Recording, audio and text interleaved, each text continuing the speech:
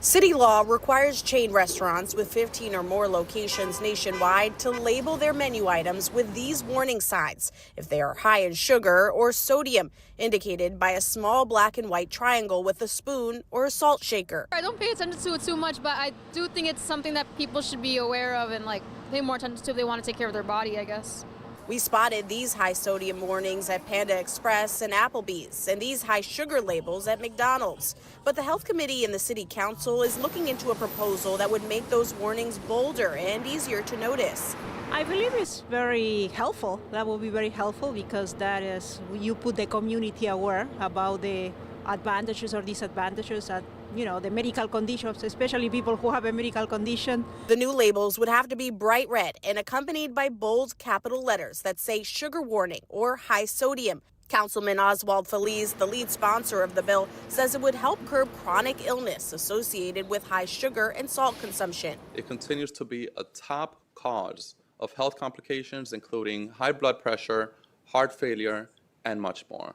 This is literally a silent killer, and it's especially a silent killer in some of our most vulnerable communities. There are restaurants that have extreme and disturbing levels of sodium in meals, disturbing levels that are not even properly disclosed. Erkan Murad was headed to the gym and says education is key to a healthy lifestyle. Knowing what you're putting in your body is probably a good thing.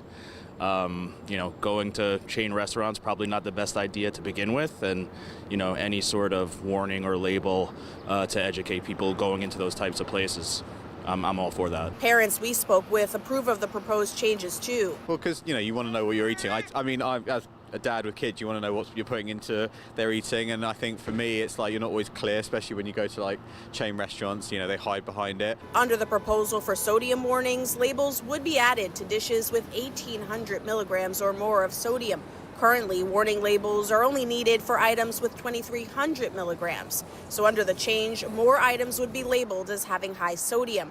The warning for high levels of sugar will continue to be applied to food items that have 50 grams of sugar or more. But if people still decide not to notice it, then that's on them. Everyone's in charge of their own health. The proposal would also include tougher fines for those caught breaking the law. For example, if a restaurant fails to properly label a high sugar item, they would be liable for a $1,000 civil penalty. Now, any proposed changes would need to be approved by a full vote of the city council.